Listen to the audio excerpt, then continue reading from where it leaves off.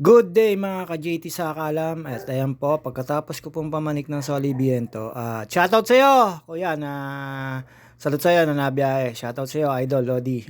Nalimutan ko yung pangalan mo pero alam mo yon, nagkasabay tayo sa sa may pumuntang Soliviento. Ingat-ingat lagi sa biyahe, lakas ng motor mo, shoutout sa iyo kuya ha. Ingat at wag magmamadali, hinahon lang sa kalsada. Kasabay ko siyang pumalik ng Soliviento, ayun, doon kami shoutout sa'yo.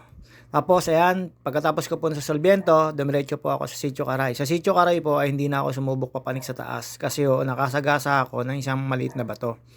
Pagkatapos ko po makasagasa ng maliit na bato, pagdating po dyan sa ibabaw, medyo nag-i-slide ang gulong ko kasi gawa po ng mga dahon. At after ko po doon, siyempre, nagpahinga na lang po ako dyan. Ayan, tanaw po yung, ayan, ang Sitio Caray.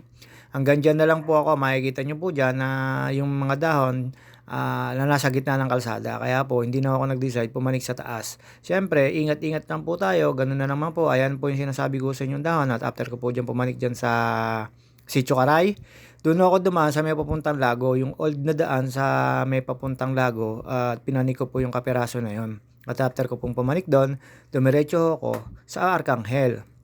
At ayan po, tambay-tambay lang po ako dyan. At after ko pong tumambay dyan, ayan na po yung sinasabi ko sa inyo, yung mga batang masisipag dyan sa may Sitio Caray, isipin nyo po, papanik pa po yan para kumuha ng tubig. Medyo may kataasan po yan. Nung una, nakatambay sila, nakatawa pa, ngayon nahiya. Sabi ko, may camera. Ayun naman ngayon, tinanong ko sila, napapanik pa raw sila. Yung pinanikan po nila dyan, ayan po yung sinasabi ko sa inyo madulas. Kasi ayan yung dahon na tuyo na nagkakandalaglag sa gitna. Kaya hindi na po ako sumubok, pumanik pa kasi alanganin na po. At after ko po doon, ayan po yung sinasabi ko sa inyo na papuntang Lago Vista, Mountain Peak, yan yung old na daan. Hindi ho yan doon sa may South Winds. Dito ho yan papasok sa may Andox at may Purok 1. At after ko po doon makaahon, dumiretso ako sa Arcangel. Diyan po pumasok ako sa Lazaro Compound. At pinalik ko po dyan yung slate na kalsada. At siyempre po, mekos-mekos lang po tayo dyan. Nakita ko si Kuya Loloy, shoutout Kuya Loloy. Tapos dire-diretso lang po tayo dyan. Wala naman po tayong pinaghahandaan, talaga nagpapawawis lang po. Pero sobra po init talaga, ang hirap mag long ride. Ako po ay wala pa rin long ride. Siyempre, tambay-tambay lang po lang tayo. Kailangan lang po natin magpapawis mga ka-JT sa Kalam. At ayan po yung Lazaro Compound. Ayan po, marami yung resort dyan. Napakarami ho talaga resort dito sa may Calamba City, lalo na dito sa may Pansol. Dito po sa kinalakihan ko. At siyempre po, kakanan po tayo dyan, papuntang Marcangel na medyo nakakatikim na po ng slight na ahon. Nagpalit na rin po ako na dyan ng kailangan natin magtaas ng konti ng cambio para medyo alalay kasi medyo pagod na. Nakakatatlo na ako ng pinapanek. Tapos ayan po, makikita nyo po, likod na ho yan ng Lazaro Compound.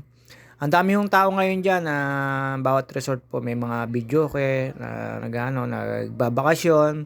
Kasi holiday ho ngayon, pagkakalam ko holiday po ngayon, kaya ayan, ang dami hong tao. At after ko po mapanik yan, tinignan ko po yung dyan, yung Mark Angel na pag-aari ni Paring Rocky.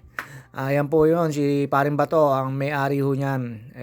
Tingin ko po ay napabayaan na yung Mark Angel na rebulto po dyan sa may parting taas niyan. Pero dati po, tambayan po yon nung open pa po. Meron na pong ngayong bakod, hindi na po makakapasok doon. Ewan ko lang ho doon sa kabilang daan sa may papuntang Purok 1, dito sa Pansol, Calamba City, kung tawagin, Purok 1. Meron pong daan doon, alam ko, papuntang Mark Angel. Hindi ko lang po alam kung meron pong bakod na din kasi sa tagal na ho ng panahon na hindi na ako nakakapunta. Dati ho nakakapunta ako dyan. Siyempre, may drugstore po dati dyan na nakakabili po ako. Sa ngayon hindi na ako nagda-drugstore. At ayun po, papakit lang ang JT Sakalam. Uy, drugstore. Joke lang po. Ayan po, pinuntahan ko po yung Mark Angel. Kala ko po makakatambay ako. Pero yung Mark Angel pagod na. Iba na ho kulay. Dati napakakulay at napakaganda ng Mark Angel dyan. Kaya makikita nyo po dyan, pagbaba ko po dyan, hinahanap ko po yung kalsada papasok doon sa Mark Angel na sinasabi ko dyan po sa may Purok 1. Matagal na pong panahon niya na nandyan yung Mark Angel. At ayan po, pababa na po ako dyan. Parte lang din po ng Pansulian. Ayan, nakita ko na po yung Mark Angel. Ayan, may kalsada po. Napapasok. Ayan po yung Mark Angel. Ayan po, may bakod. Ayan, sinasabi ko. Sa kabila po niyan, alam ko, meron pong daan. At yun, after ko po dyan, syempre, papasok na ako ng Pansol. Sa sobrang dami ho siguro ng tao. Ayan, nagka-traffic. Talagang traffic yan. Kakagogo lang ho ng Poso yan. At shoutout po kay Sarsi, kay Arlo, ayan, nakasabay ko, may bagong motor. Ayan, panantingin sa camera po niyan dyan. Shoutout sa iyo. Jaime Martinez, ang hindi babaero ng Pansol. Ayan po, magkasabay ko kami yan papasok. Nagulat po ako.